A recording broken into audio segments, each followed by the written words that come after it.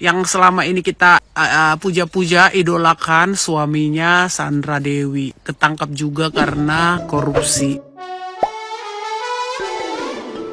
Gila banget, suami dari istri Sandra Dewi ditetapkan sebagai tersangka kasus korupsi berjumlah 271 triliun. Setengahnya dari kas negara yang tercatat akhir tahun 2023. Gede banget. Ya, Harvey Moise ditetapkan sebagai tersangka kasus dugaan korupsi tata niaga komoditas timah wilayah izin usaha pertambangan atau IUP PT Timah. Nah, sebenarnya udah banyak bukti yang mencukupkan si Harvey Moise ini ditetapkan sebagai tersangka kasus dugaan korupsi. Yang sebagai informasi, kalau misalkan tim penyidik telah menetapkan 15 tersangka terhadap kasus dugaan korupsi ini, dan si Harvey ini adalah tersangka yang ke-16. Nah, sebelumnya yang membuat ini viral selain karena jumlahnya yang fantastis dan juga suami dari seorang artis, banyak dari komentar netizen yang menyampaikan kalau misalkan si Harvey ini tampak seperti tidak ada penyesalan, tampak seperti tidak ada ketakutan setelah ditetapkan sebagai koruptor. Yang intinya di sini saya juga ngerti, intinya kalian jangan khawatir. Ini negara Indonesia yang ketat akan hukum, yang bukan negara antah berantah yang dimana pelaku koruptor ditetapkan seperti raja, diberikan apartemen dan fasilitas yang mewah.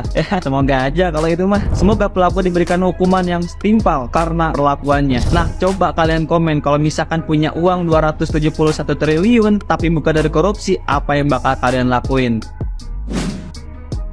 Dari terjadinya kasus suaminya Sandra Dewi, di sini tuh para netizen tentunya ya, untuk kita yang para wanita ya, para manusia yang nggak pernah bersyukur akan dirinya dan selalu menyamakan dirinya itu dengan Sandra Dewi yang kemungkinan 99% warga Indonesia ini mengagung-agungkan sosok Sandra Dewi dan iri terhadap keluarganya Sandra Dewi.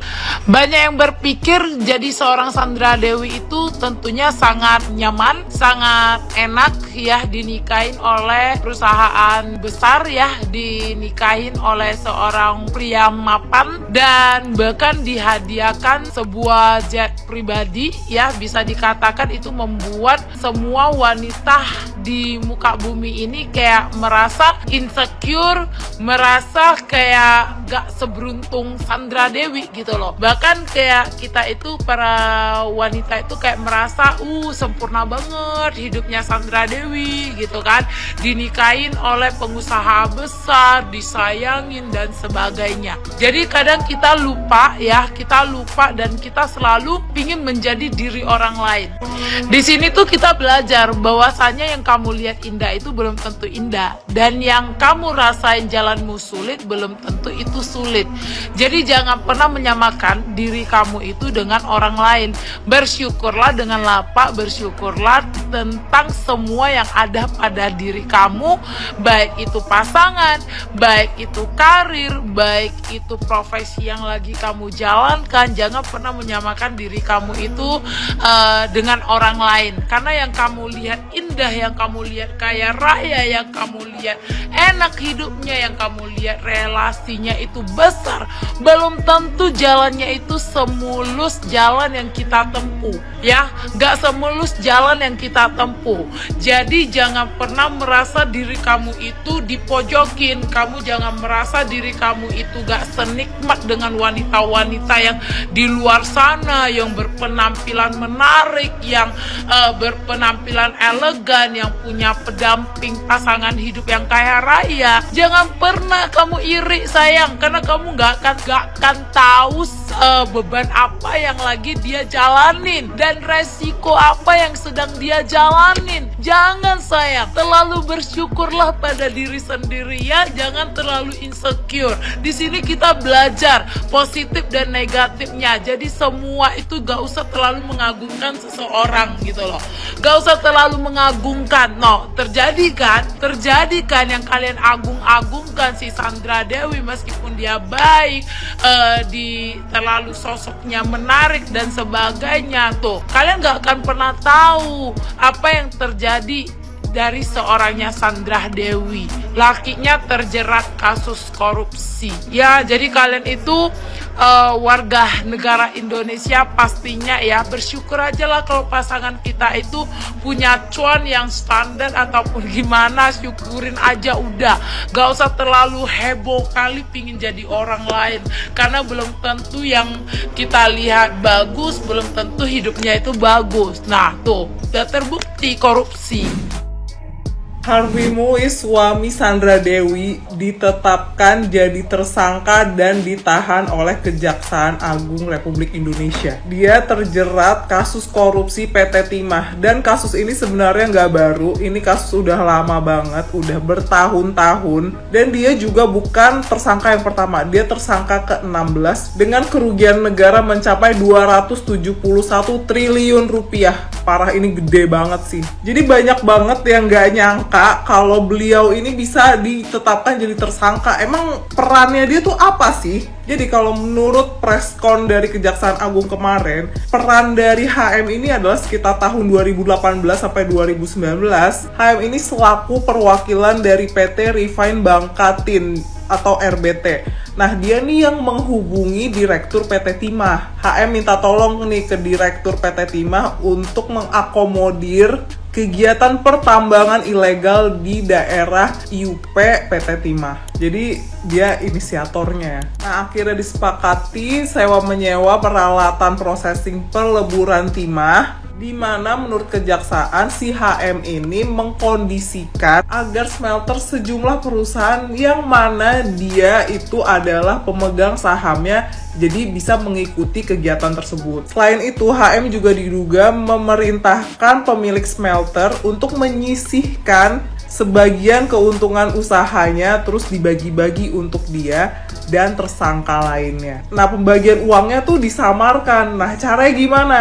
Melalui CSR atau Corporate Social Responsibility yang disalurkan melalui PT QSE, yang mana manajernya itu adalah si Helena Lim yang kemarin jadi tersangka juga. Jadi ini memang udah sistematis banget. Dengan kerugian negara sebesar 271 triliun itu, mungkin sih ada tersangka lagi kali ya. Karena nggak mungkin dengan kerugian negara sebesar itu cuma satu orang yang korupsi, nggak mungkin. Dan so far, saksi-saksi yang udah diperiksa itu ada 700 orang lebih loh. Ini kasus prioritas banget di Kejaksaan Agung. Keren sih, gacor Kejaksaan Agung.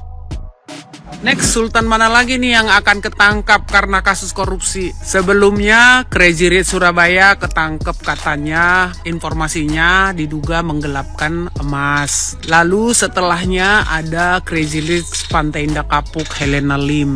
Sama diduga juga korupsi. Yang terakhir ini, yang selama ini kita puja-puja, idolakan, suaminya Sandra Dewi ketangkap juga karena korupsi. Kadang-kadang ya kalau kita lihat memang orang-orang tajir melintir di sosial media ini, kita kayak nggak habis pikir gitu, dapat duitnya semudah apa sih? Kok bisa kehidupannya kayak bak dalam dongeng ya kan? Bikin pesta pernikahan, rumahnya semewah-mewah yang over gitu kan. Terus belikan pesawat untuk anaknya.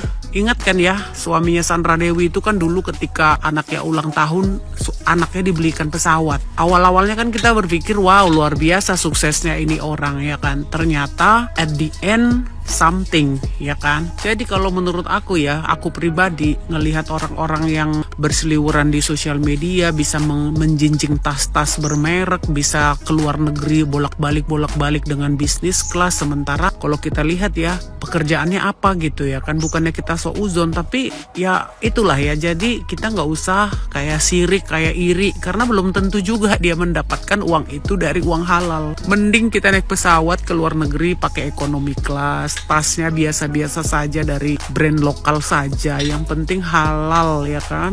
Apalagi nih kita para istri ini pelajaran ya. Karena apa? Kalau kita misalkan punya suami yang kita jelas tahu penghasilan normalnya berapa, tiba-tiba dia pulang ke rumah bawa uang yang tidak wajar, belikan kita segala macam, belikan hal-hal yang di luar pemikiran kita itu tuh mahal harganya. Terus tuh dengan mudahnya dia membelikan kita, memberikan keluarga, memberikan anak-anak segala macam, itu patut kita pertanyakan.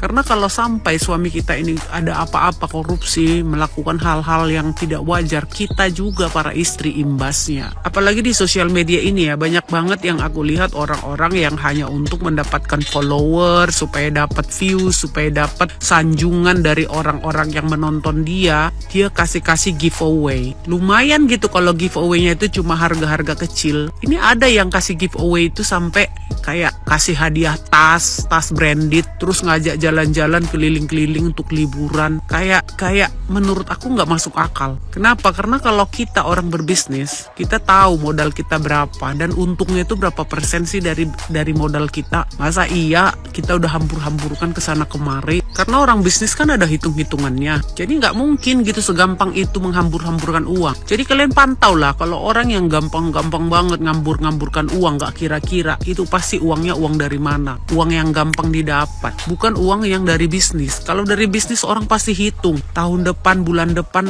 ini untuk dipakai modal, untuk diputar-putar kembali, bukan untuk dihambur-hamburkan. Apalagi misalkan kalau dia itu seorang pegawai pemerintahan, ya entah itu BUMN, entah itu PNS, tiba-tiba sosial medianya mewah, tasnya branded dari segala macam, jalan-jalan mewah segala macam. Dari mana itu duit? Kita pasti tahu, apapun jabatannya di seluruh Indonesia, di seluruh level pemerintahan itu ada batas gajinya. Berapa nominalnya ada. Berarti kalau dia bisa hidup mewah, hidup segala macam, patut dipertanyakan.